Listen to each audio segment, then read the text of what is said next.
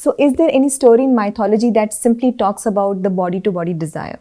So the most important story that comes from mythology about this physical desire and sexual desire comes from the books of Vedas only, and specifically the books of Mahabharata. The story of a woman whose sexual desire was repressed, and it's a caution tale of what happens when you repress somebody's sexual desire so much that it builds up inside, and then eventually how it transcends limits and boundaries. I mean, I like you took a deep breath about it because I can you, actually feel it. Yeah. yeah. So that crossing, like, why do men or women cross that threshold, that sacred threshold of a relationship, or eventually a stronger threshold of marriage? Yeah. And whether you believe it or not, is because of two things.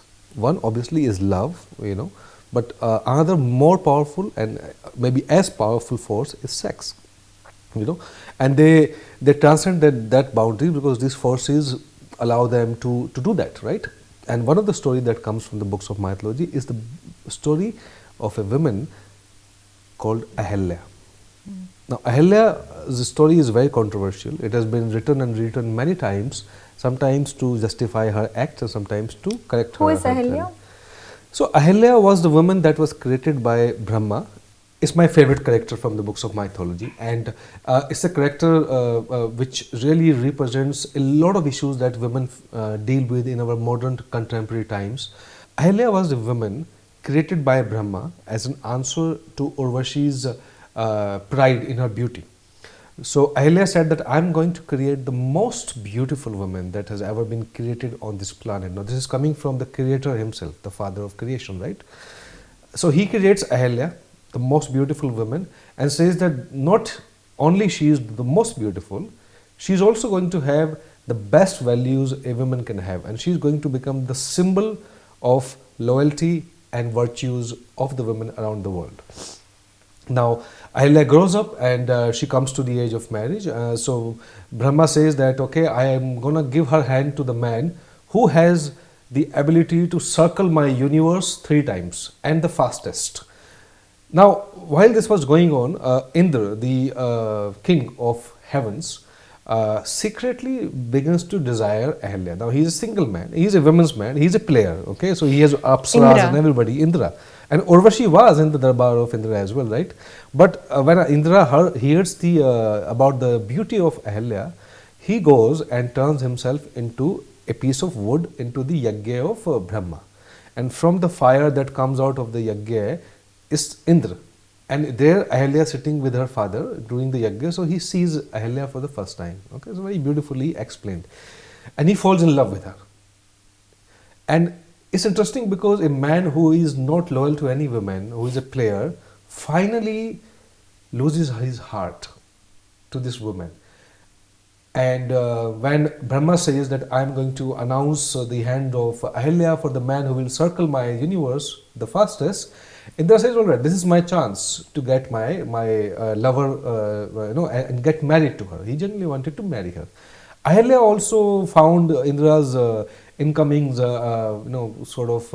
she liked it, right? And she also began to think of a life with Indra secretly in her heart, right? 2 lovers departed, the father standing there, typical Indian scenario, right, in the society. So Indra goes and covers he's the god, demigod, so he covers the whole universe the fastest and comes to Brahma and says, I've done it. Now let me have Ahilya, I love her. Brahma says, all right, you have done it.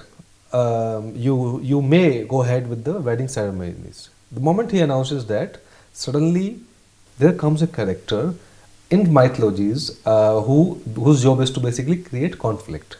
You know which character is this? Narad Muni. Narad Muni, Narayan. And he comes and he says, Narayan, Brahma ji, kya kar rahe ho aap?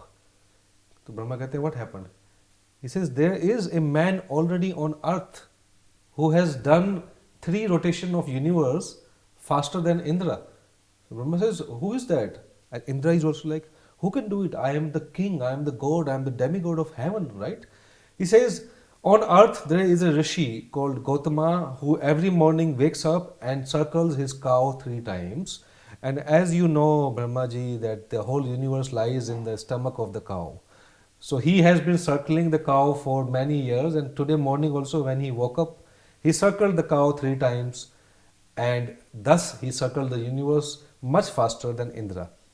And Brahma says that is true. The universe lies in the stomach of the cow, which means that this man deserves Ahilya's head. So Indra's heart is broken. Ahilya's heart is also goes into gloom.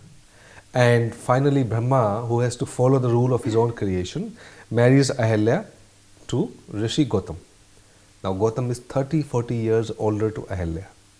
But the most interesting twist in the story is that Rishi Gautama, at the door when she goes with him to his house, tells her that I have taken the vow of being a celibate all through my life, which means brahmacharya, which means I am not going to have sex or think about sex.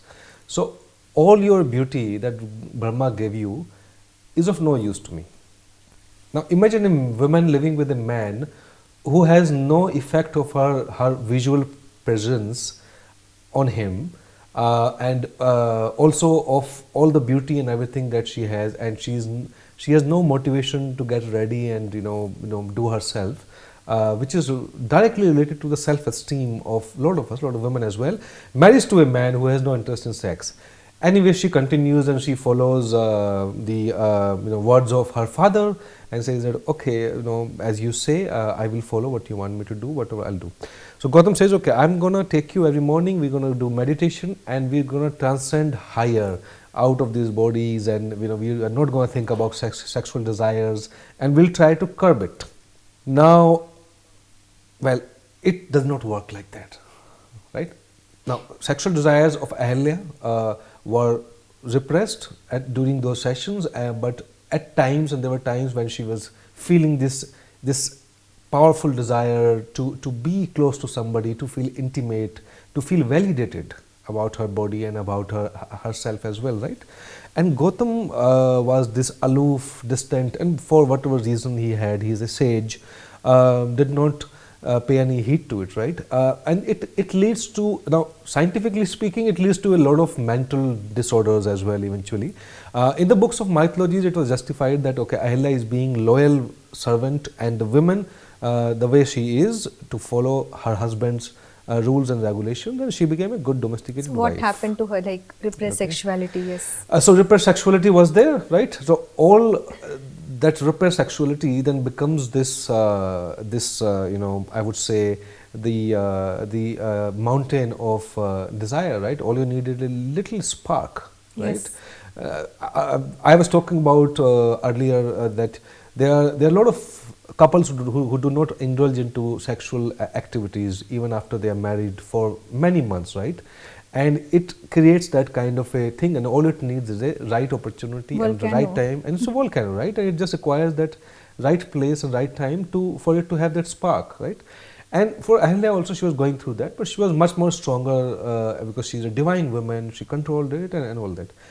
But Indra, on the other hand, the lover, the guy who with the seduction power, is watching Ahilya every day secretly, right? So it's the lover before the marriage, watching his lover after the marriage, and he one day finds an opportunity. So he does his study and research, and he sees that Gautam wakes up in the morning this time and goes to the river to do his yagyan and pujas.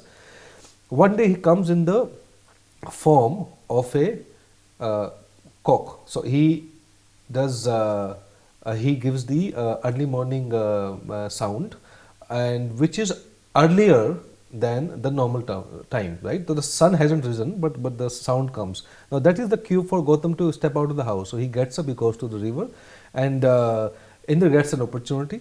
So what he does is he takes the shape of Rishi Gautam and goes into the hut where Ahilya is there, and goes to her and says that so she says, oh, you have come back so early, and he's like, yeah, I have changed my mind, and Ahilya, also I want to tell you something, that today I have finished my celibate time, and now I am going to give you what a woman in marriage must get, and that is our physical union.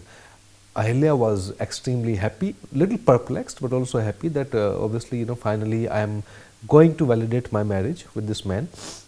And in the form of Gautam and Ahalya, they indulge into this real passionate love making, and it's written in the book in detail, to the point that their love making was so fierce that they drill a hole in the earth and goes all the way to the bottom of the sea while making love. And then they finish the act and they're lying with each other, breathing heavily, and Gusi Gautam is sweating, right? And Ahalya smells his body. And that's when she suddenly realized, and she says, this is not the smell of a earthly human. This is the smell of heaven. And I probably know who you are, but I'm not going to stop you. Wow. That's lovely. That's quite Now, titillating. that is one version of story. There are other writers who try to justify and say that Ahalya actually did not even know that the smell was there, and she was completely under the garb of illusion that this is my husband Gautam only.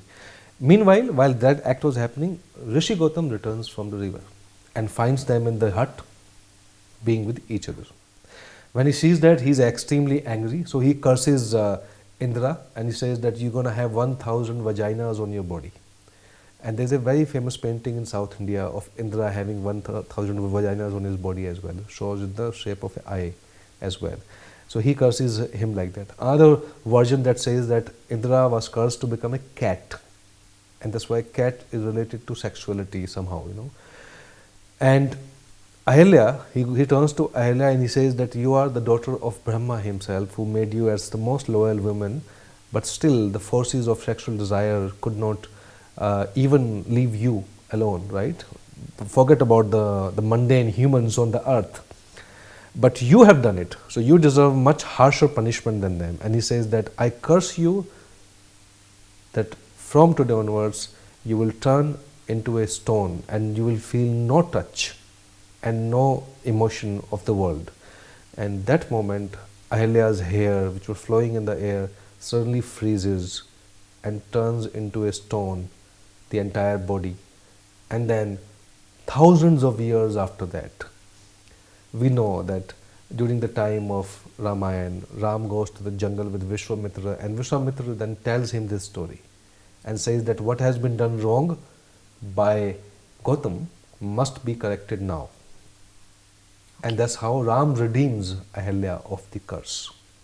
Okay. But what is the story here for current people, for people of our time, is that every woman and every man has an Ahalya moment in their life when they are frozen out of fear to step out of that boundary. It's that threshold when they are standing is the moment we can call the Ahalya moment. Wow, that's a lovely name. I mean, yes, the indecision. The indecision of Yes, is the Ahalya moment. stepping out of marriage. Okay. Yes.